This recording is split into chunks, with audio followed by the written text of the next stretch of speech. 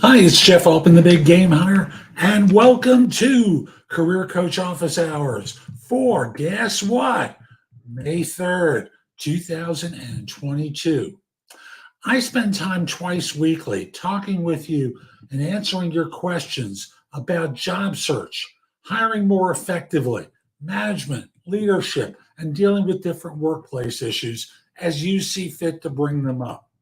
Now, between shows, you can always send a message to me through LinkedIn with your questions or with comments for that matter. You can also do it during the show via chat on LinkedIn or wherever you're watching this because it'll get delivered to me and I'll be able to answer your questions. But the idea is twice weekly on Tuesdays and Fridays at 1 p.m. Eastern. I take questions from people because to me, job search doesn't have to be quite as hard, difficult, or painful as it is for so many of you. It's just the skills needed to find a job are different than those needed to do a job. And as someone I was on a show with last week said to me, so many people listen to the wrong people for advice. People who represent themselves as experienced, but they've never filled a job as a recruiter, either corporate or third party. Resume writers, okay, they write resumes. I don't do that. I don't claim to do it. I've reviewed resumes, hundreds of thousands of them as part of my work, but I'm not a resume writer, so I don't represent myself as having that capability.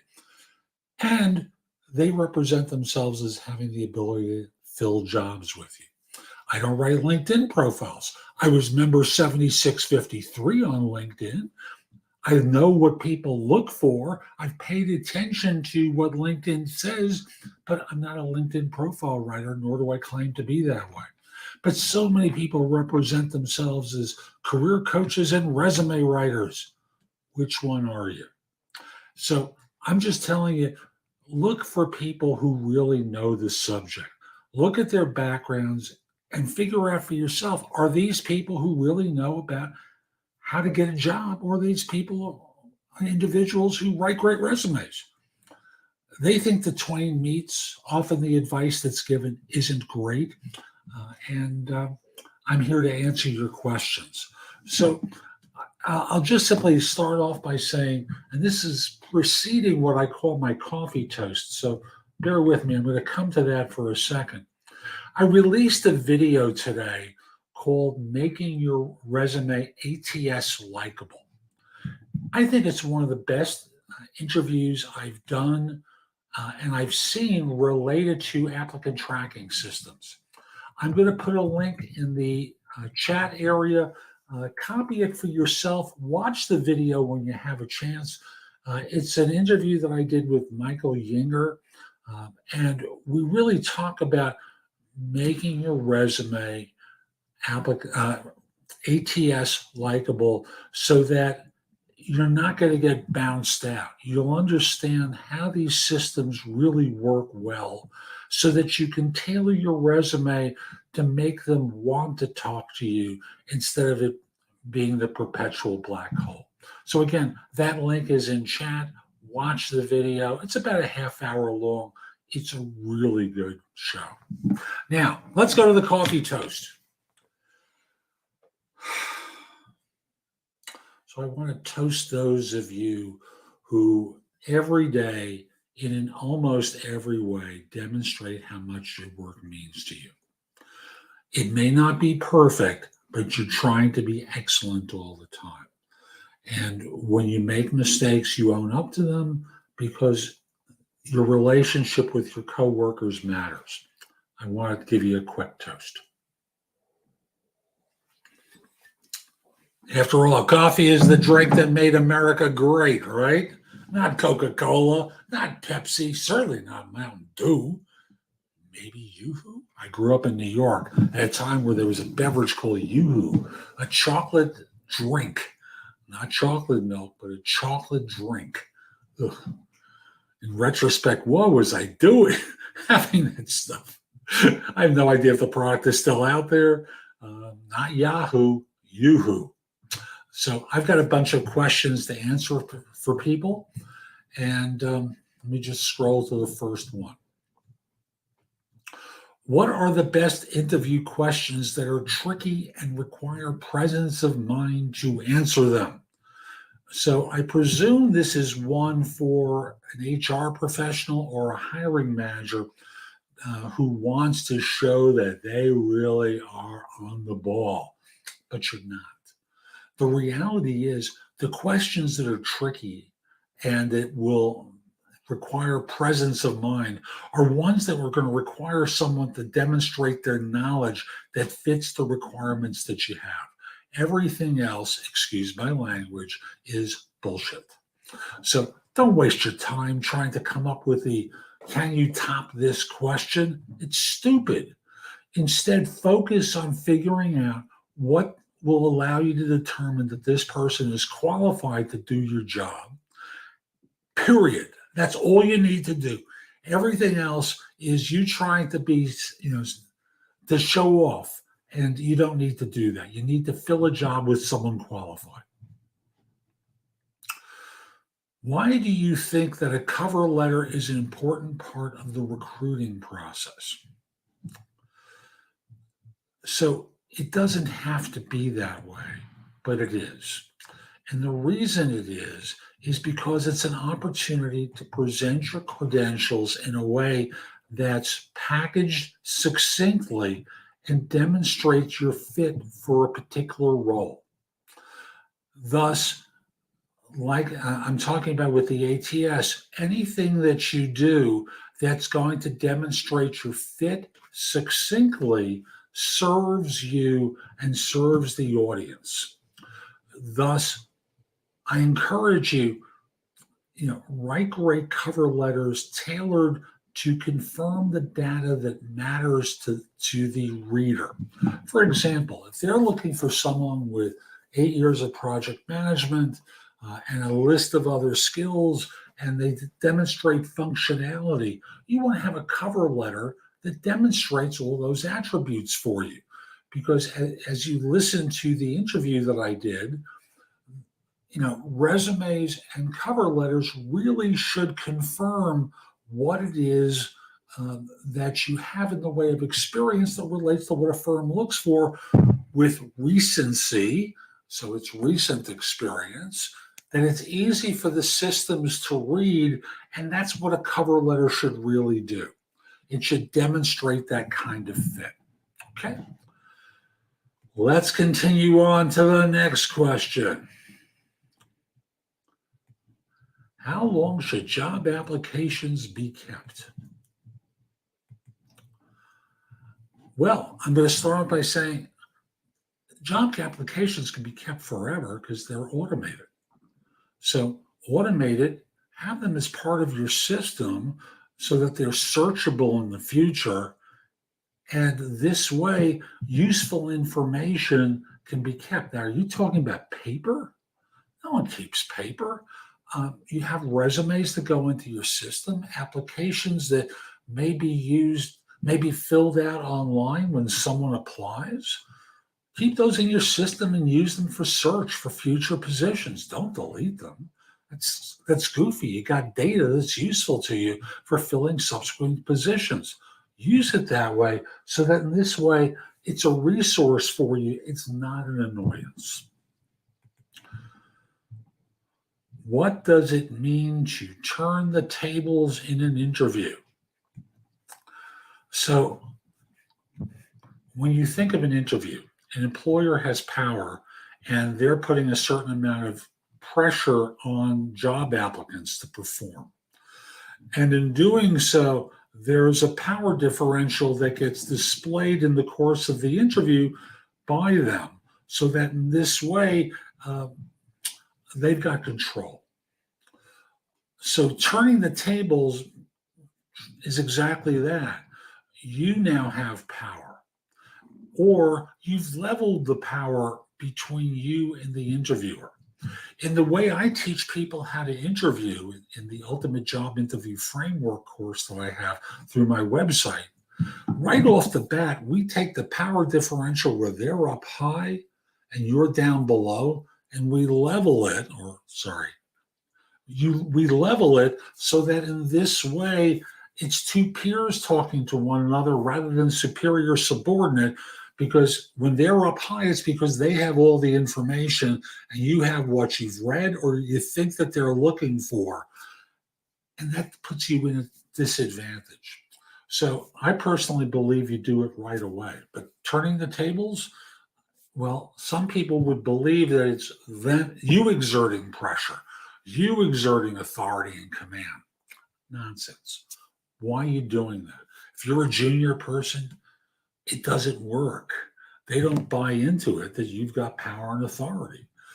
What they buy into is they're trying to fill a position. They're trying to see if you're a decent human being and you know what you claim to know.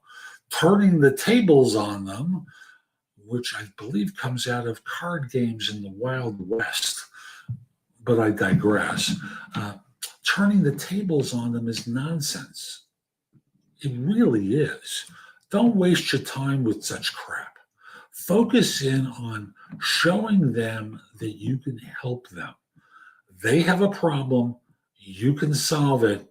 You want to be able to demonstrate that to them. Okay? Now, I just want to remind you, please put your questions about job search, hiring, management, leadership, or a question you have where you're looking for advice about a workplace issue into chat, so that this way I can answer your questions and help you professionally. Also, at my website, thebiggamehunter.us, you can schedule time for a free discovery call, schedule time for coaching, or for a coaching session. You can visit my blog with more than 12,000 searchable posts. You can find out about my courses, books, and guides, and much, much more. Among those posts are the videos I've created for JobSearchTV.com on YouTube. You can also download the app by the same name on Amazon and watch me on your big screen set. Don't you want to watch me on your big screen set? And my YouTube channel has more than 7,000 videos on it. My podcast, No BS Job Search Advice Radio, is the #1 podcast in Apple Podcasts for job search. No show is even close to it in terms of numbers of episodes. I believe this week on Thursday, we hit episode 2375, 2,375 episodes. On our way to episode 2,400 within 4 weeks. So there's a lot there that will help you in all these different forms. And the podcast is available, of course, on Apple Podcasts. On Spotify, it's a video podcast. On other platforms like Apple Music, Google Play, and the other podcast platforms, it's pure audio.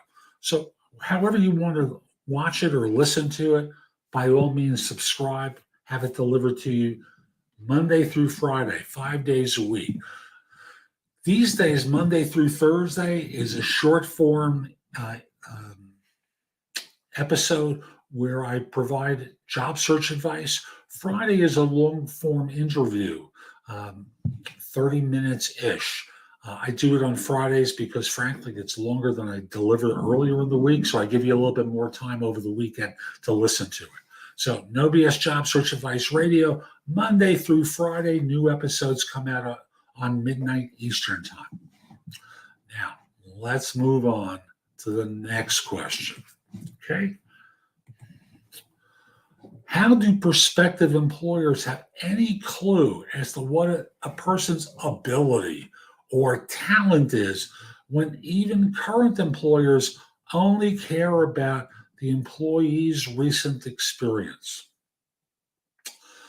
Well, I'm not sure that they really care about your talent. I think what they care about is your ability to help them with a problem they have. Talent. I don't know how you define talent, so I can't really speak to that. Talent, I kind of think of as like when I was in school and teachers would tell my mother, he shows a lot of potential. Okay, you've got talent. How do you apply that talent?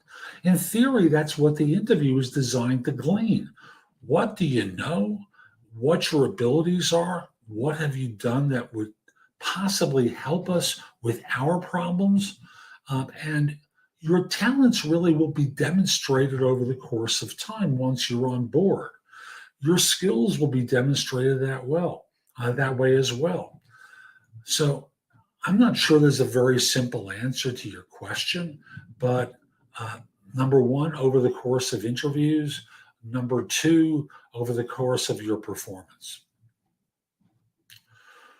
Would you accept the job with your dream company or organization, even if it is entry level or junior, when you probably can get a higher paid, more senior job elsewhere?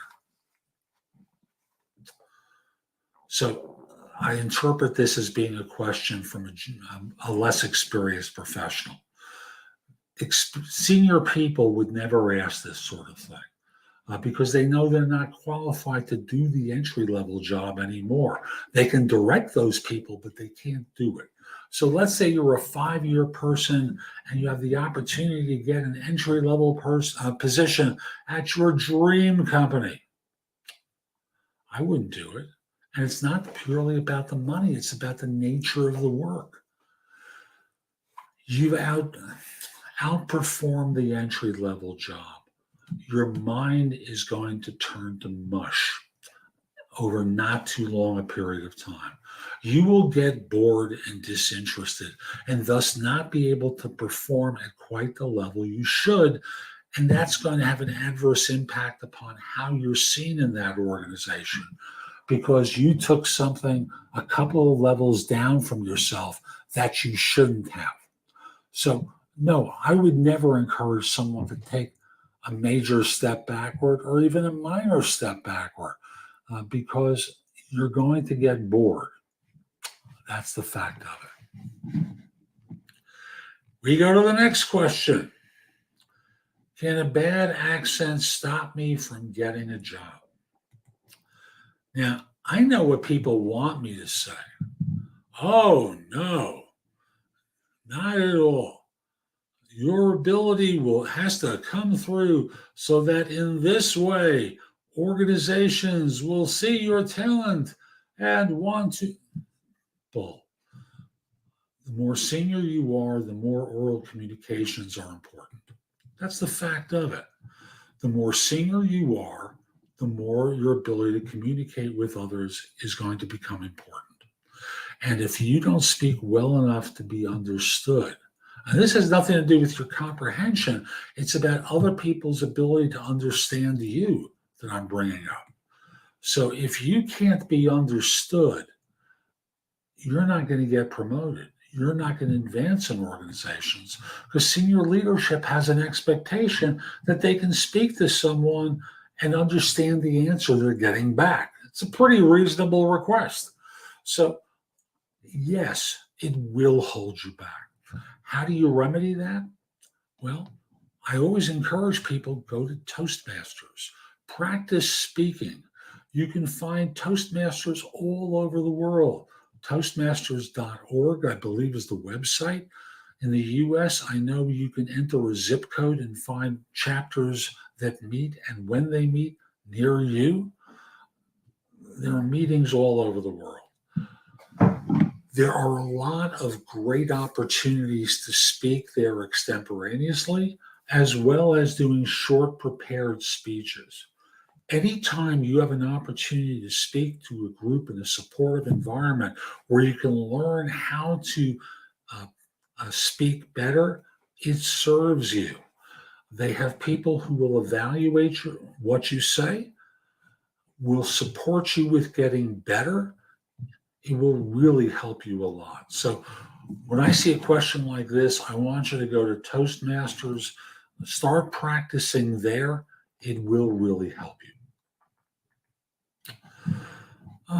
Let's see now. Oh, I missed this question from earlier.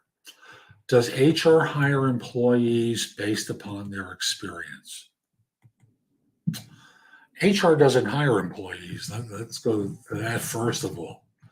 They don't hire employees. What they do is They evaluate and assess people as to whether they have basic skills that a hiring manager is looking for. So they may say, have you done this? Have you worked with that? Uh, Superficially verifying your ability to fill the job that they're trying to fill. So, first of all, they don't hire people. When firms hire, do they do it based upon experience? Well, yes and no. Let me explain. They don't, they'll normally hire someone because they fit a role. They fit the skills that are needed to perform that role well. Because if you fail, the person you're working for is going to fail too, and they're going to miss out on a promotion or career advancement. So they want you to succeed, which requires that you have certain knowledge. Now, can appearance be a tiebreaker? You bet it is. A good looking man, a good looking woman, often this is the tiebreaker for people when they're making choices. But number one, HR does not hire employees. Number two, usually, and there are always exceptions to everything, usually a manager is able to keep their hormones in check. And I want to be clear, that's manager, male or female, hormones in check so that they're making a decision based upon whether or not a person can do the job. And then if they have 3 people, 2 people, 5 people that they find are acceptable, appearance may be a tiebreaker. Why is it important for someone to continuously revise their resume and cover letter? So, continuously is an interesting choice of words. With continuously, you don't do it every day. You don't do it every week or every month. But over the course of your time with a firm, you may make significant progress or have significant successes that you want to highlight in a resume. And thus, when there's a knock at the door with an opportunity, ready for this one? A knock at the door with an opportunity, you want to be ready to respond to it, deliver a resume to the corporate or third-party recruiter, to the hiring manager, because hiring managers at some organizations do their own outreach. So you want to be able to respond quickly, like while they're on the phone, so they have the resume to talk with you on the phone or on Zoom with you.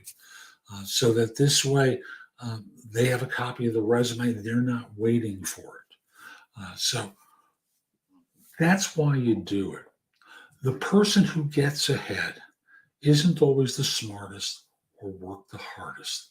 Great qualities to have, but not why they get ahead. They get ahead by being alert to opportunity.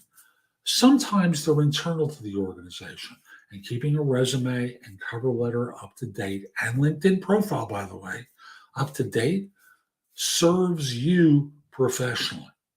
After all, if there's a position in another group that you find out about, you want to interview for it, you want to submit your resume internally, right? Same thing externally. So keep them up to date. Every other month, sit down and ask yourself, what successes have I had that I would include in my resume? If you've had successes that you wouldn't include, keep them in a separate doc. Why? Simple. With tailored resumes, those successes may merit inclusion in your resume for a certain type of position. And you might not include it there now in your base resume, but you'd want to include it for a particular job that you're submitting it for. So keep a running list in a Google Doc or some other place that has your successes in it, so that in this way, it's easy for you to tailor your resume. For those of you who know coding, it's kind of like object-oriented programming, where you're including a specific object in the resume to add it in on a later occasion. I'm just going to remind you, if you've got a question about job search, hiring, management, leadership, or want advice about a particular workplace issue, put your question or comment into chat so that this way I have a way of responding to you today. Let's continue on, okay? I'm going to skip that one for another time. You have an appointment for a job interview. You've set an hour and a half aside before you have to be home with a 15-minute drive back. The interviewer is 45 minutes late. When is the best time to bring up when you have to leave for the interview? I would do it right away. And you have the opportunity of doing it when you need to leave. And schedule, well, I'll come to that in a second. But when they come in 45 minutes late, after you would do your opening question to me, where I talk about leveling the power differential between you and them, I would say, and by the way, I had an hour and a half blocked out. I know you got occupied with something else. I'm not being critical in any way, but I need to leave at such and such time. I have to be back for another appointment. If you need to, we can schedule a time for me to return, but I need to leave at that specific time. So again, I would do it at the beginning of the interview so they have a sense of what the timeline is for questions, and in this way, it's not a problem for them and it's not a problem for you. Does it make sense for startup founders to use the services of freelancers in the beginning phases of a startup rather than hiring employees right away? Yes. Yes. It's more cost effective. I'm going to answer this with a US centric answer. It's much more cost effective to do that. Why do I say that? Easy. You're only paying it's like piece goods back in the day where people were paid per piece they sewed. They're paid for specific work, a specific task that's being done. They're not being paid a salary. They finish the task, they are paid, you and they move on, period. So as you start up, it's very cost effective to do that. So by all means, hire freelancers wherever you can. Now, if you're looking for freelancers, go to the biggamehunter.us/Fiverr with 2 R's, or the biggamehunter.us/freelance. And you can find freelancers there for any number of tasks. I'm going to do one more question today, and then bring today's show to a close. How do you get a reference when you're new to the job market? So we're not talking about someone who is looking for their first job. Let's assume we're talking about someone with a year or two of experience. So it's your only job. What do you do? Answer former colleagues, people who've left the firm who know your work, can become your references, so that in this way, they're able to attest to your capabilities and provide a reference for you. It can be a former manager. That's always preferable. It can be a former peer. That's second best. If people ask you, do you have a manager we could speak to? No manager of mine has left yet. So I don't want to give you to my current boss because, frankly, I'm not looking to get let go.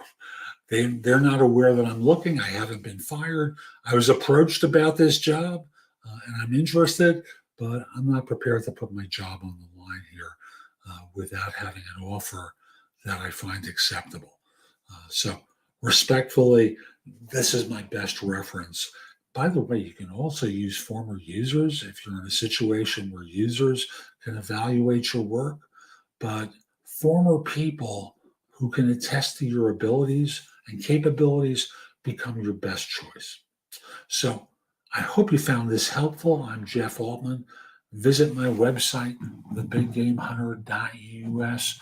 There's a ton in the blog that can help you, and you can find out about my courses, books, and guides. You can schedule time for a free discovery call or schedule time for coaching. There's a lot there to help you. Also, I'm going to remind you, subscribe to JobSearchTV.com on YouTube, download it on Amazon as an app, subscribe to No BS Job Search Advice Radio, wherever you listen to podcasts. And if we're not already connected on LinkedIn, send a connection request to me at linkedin.com/IN/The Big Game Hunter. Have a terrific day, and most importantly, be great. Take care.